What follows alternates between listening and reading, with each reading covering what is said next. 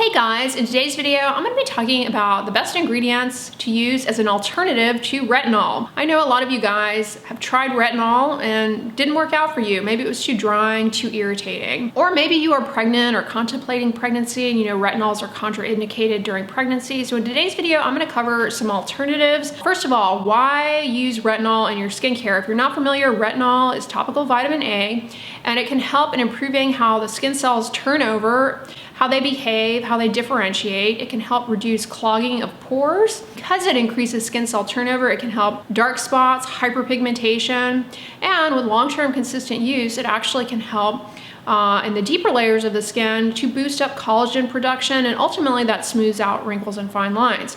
Retinols also help to minimize UV damage from UV rays, but as I mentioned earlier, they're not easy to tolerate for everybody. They do cause a lot of peeling and dryness, and many people just do not tolerate them. However, there are other ingredients out there that achieve many of these goals. All right, number one is glycolic acid.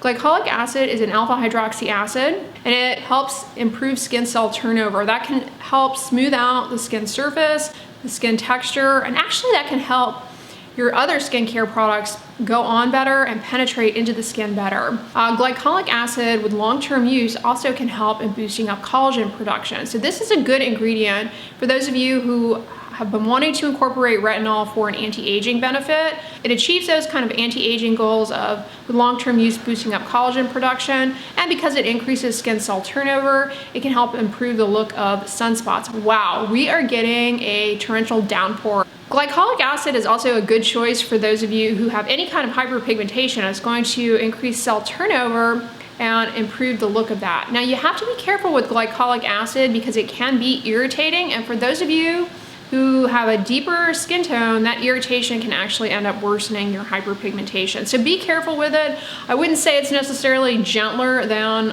retinol, but it can be depending on how the product overall is formulated. Now, a product that I recommend a fair amount to you guys that has glycolic acid in it is by Alpha Care. So I will list it down below in the description box if you are seeking to incorporate glycolic acid into your routine.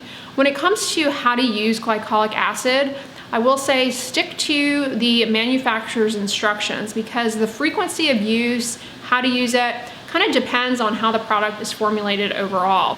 All right, ingredient number two is a great one for those of you, maybe you're trying to get some of the benefits of improvement in pores and hyperpigmentation post-acne marks. Maybe you're very prone to dryness, and that is niacinamide.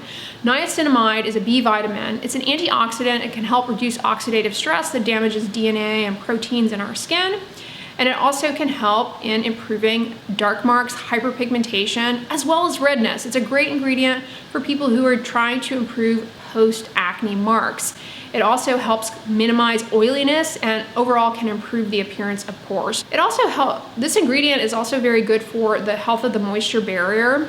It helps to improve the skin hydration, and that's ultimately going to help minimize irritation for you in the long run with other ingredients. So it's a wonderful alternative to retinol for people who have maybe oily, acne-prone, exquisitely sensitive skin or are prone to a lot of dryness. You guys know from my videos, acne, it's not all the same. You know, it's not like if you have acne, you automatically have oily skin and your skin is just like tough as nails.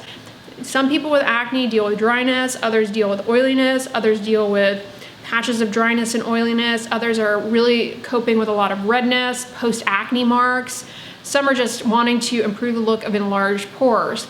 So niacinamide is actually good for all of those issues. And as a side note, you can use it alongside pretty much any ingredient. Any ingredient you can use with niacinamide. So if you do happen to want to pursue retinol in the future, you don't have to abandon the niacinamide. They work well together. Number three, vitamin C. Ascorbic acid, another antioxidant that can help reduce oxidative stress in the skin that damages DNA and proteins in our skin cells, leads to the visible signs of aging. And it also can help in improving collagen synthesis. And of course, it is wonderful for improving hyperpigmentation. And for people who have acne and oily skin, by reducing oxidative stress in the skin, it may actually help improve the acne by reducing inflammation. So it is a good ingredient. However, it is very tricky to formulate vitamin C in a way that it remains stable and that it actually gets into your skin. The best vitamin C serum, in my opinion, on the market is the one by SkinCeuticals. Their CE Ferulic. Why? Well, they have a patent showing that their formulation that includes vitamin E and ferulic acid actually gets into the skin and achieves these goals that I've laid out for you all. I reviewed the Timeless one. I'll link that down below, the Timeless one as well, actually. If you're looking for a less costly alternative, like niacinamide, it can be used in people who are using retinol. So if you choose to introduce retinol again in the future, well, you don't have to abandon your vitamin C serum. You use retinol at night, vitamin C in the morning.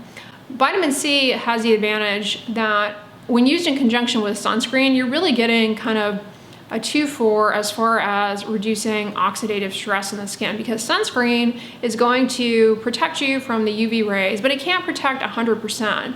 And so having an antioxidant underneath the sunscreen, like vitamin C, can help in mopping up some of those free radicals. All right, ingredient number 4 is one that does not get any attention whatsoever in the skincare world. Any attention, like blogs, skincare influencers, no one is talking about it. It is a forgotten group of people who might benefit from this ingredient, and it's just not being talked about enough. And that is topical estrogen.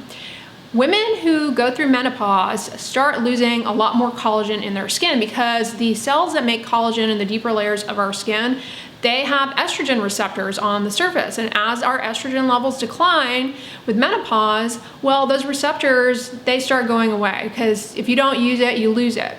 And so you lose some of that crosstalk that tells those fibroblasts to make more collagen. That's part of age-related change as the hormones decline. However, hormone replacement therapy, whether it be taking hormone replacement therapy pills or topical hormone replacement therapy, a patch, this actually can help in improving and restoring that collagen production in what is known as estrogen deficient skin. Basically, as you go through menopause and are postmenopausal, your skin is in effect estrogen deficient. So hormone replacement therapy can step in for that and end up boosting up collagen production in the deeper layers of the skin.